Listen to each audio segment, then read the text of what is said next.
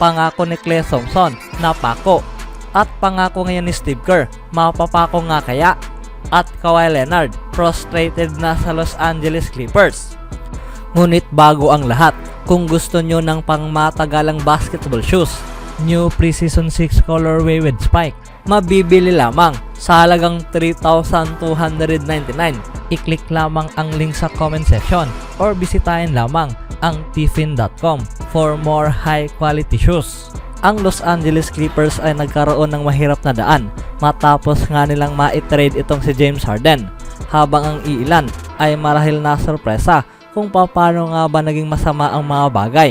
Ngunit itong si Kawhi Leonard ay naiiba, na ayon pa nga kay Leonard, hindi na isang sorpresa sa kanya. Tanging masasabi lamang nito ang more downside. Nakikita lamang nito ang napakaraming downside na bagay sa maagang seasong ito kumpara sa kanyang inaasahan.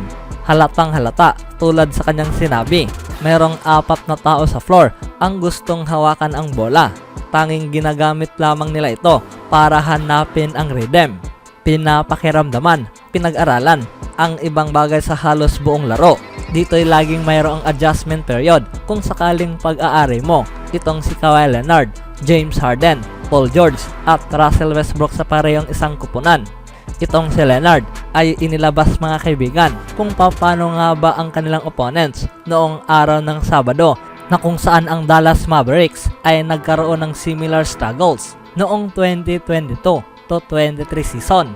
Nakikita mo ito na tulad na lamang sa nakikita mo itong si Luka Doncic at Kyrie Irving noong huling taon. Sila ay sinusubukang ma-figure out ang mga bagay. Ngunit tulad sa kanyang sinabi, tanging naglalaro lamang sila ng labis at sinusubukan ngayon na mahanap ang mga bagay. Patuloy pa nitong ni Kawhi Leonard, ang mga taong ito ay nangangailangan ng spot dito or doon. At para kay Kawhi, gusto nga niyang maghanap ng another part sa laban mga kaibigan, na kung saan sila ay mananalo. Ngayon, ang Los Angeles Clippers ay natalo pa rin kasama itong si James Harden, na siyang tinanaw na nga ngayon ng karamihan ngayon bilang isang naging poor decision ng franchise. Ang Clippers ay na-thrilled sa Grizzlies ng 13 points sa pagtatapos sa third quarter, at kitang-kita ang frustrated na Kawhi Leonard, na kung saan hindi niya pinansin ang timeout. Una, siya ay nakipag-argumento sa sentro na si Ivica Zubac sa court at dinala ang conversation na ito patungo sa bench. Itong si Kawhi Leonard ay tumataas na nga ngayon ang frustration habang naglalakad pabalik sa bench kasunod ang timeout. Si Leonard at Ivica Zubac ay nagkaroon ng interaction sa floor at ang parehong dalawa ay tinuturo ang lugar. Walang makakapagsabi kung ano nga ba ang kanilang pinagtatalunan, ngunit para sa mga iilang tao na nanood sa laban ay kitang-kitang itong si Russell Westbrook ay sinusubukang tapikin itong si Zubac sa ulo bilang isang sinyales sa pagsuporta. Bihirang si Kawhi ay naging frustrated mga kaibigan para sa kanya na gawin ito sa kanyang teammate during sa isang laban. Marahil itong si Zubac ay nakagawa ng malaking pagkakamali sa loob ng court na siyang naging dahilan para kausapin itong ni Kawhi.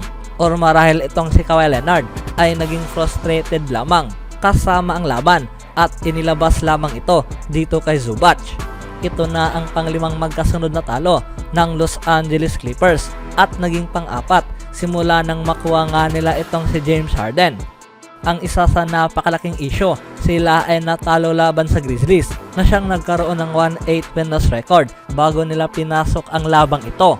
Sa kabila sa kanilang poor season, ang Grizzlies ay umuwing na ipanalo ang laban kasama ang score na nagtapos sa 105-101. Sa nangyari, itong si Paul George ay nag-react sa frustration nitong ni Kawhi.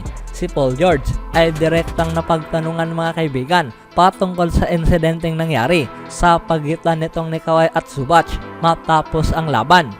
At siya naman ay nagkaroon ng positive outlook sa argumentong ito, na para kay George, ang mga bagay ay natural lamang na nangyayari sa laban dahil kailangan rin nilang maranasan na maging frustrated. Hindi nga raw nila na ipapanalo ang napakaraming laban at sinusubukan pa nga nila ngayon na ma-figure out ang lahat, dahil matapos ang lahat at sa bawat pangyayari, sila pa rin mga kaibigan ay magkakapatid sa loob ng locker room. at marahil ito na nga raw ang panahon para ma-delivered at ma-figure out ang lahat kung paano nga ba nila malalagpasan ito. Ito lamang ang lahat at ang insidenteng ito ay malusog para sa kanila. Ang kupunan ay kailangang maging bukas sa conversation na ito kasama ang lahat na masisiguro na ang bawat isa ay nasa parehong pahina. Kung meron mang disconnect sa pagitan nitong ni Kawhi at Zubac, kailangan nilang i-address ito sa loob ng court. Para sa Clippers, sila naman ay nag-fight back sa fourth quarter at dito naging malinaw na ang kupunang ito ay nakahanap ng iilang pagbawi sa laban. During sa game na ito, itong si Paul George ay ang tanging nag-iisang Clippers star lamang mga kaibigan na siyang nagkaroon ng malaking impact sa laban.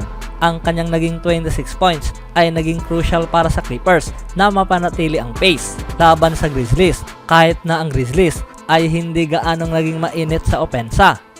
Si Norman Powell na nagmula off the bench ay nakapagbigay rin ng 20 points.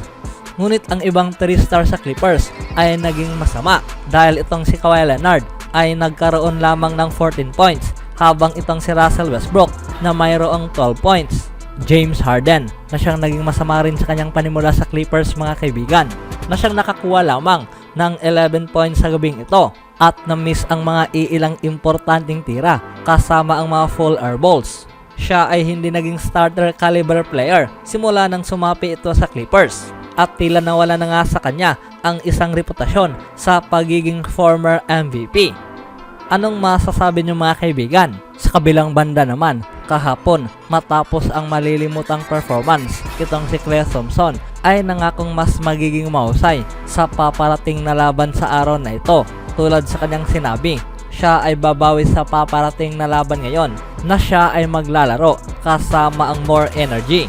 Ito ang kanyang sinabi mga kaibigan matapos natalo ang Warriors ng 8-point loss laban sa Cleveland Cavaliers. At dito'y sinabi pa nga niya na ito na nga raw ang kanyang worst performance para sa maagang season ito. Kaya para kay Klay, siya ay nangako na siya ay babawi at magkakaroon ng nice bounce back sa paparating na laban kontra Timberwolves. Ang pangakong ito ay napako. Hindi sa hindi nga niya ito sinusubukan, maging ang enerhiya nitong ni Klay ay naging maayos at ang kanyang effort ay naging commendable. Tanging ang kanyang efficiency lamang mga kaibigan ay ang nagkulang sa Warriors kaya sila ay natalo sa score na 110-106 laban sa Minnesota Timberwolves. Ang Golden State offense ay muling binuhat ngunit nagkulang mula kay Stephen Curry dahil siya ay gumawa sa labang ito ng game high 38 points. Ngunit ang kanyang tinatarget na success ay tila siya na lamang ngayon ang gumagawang mag-isa mula sa kanyang paglalakbay.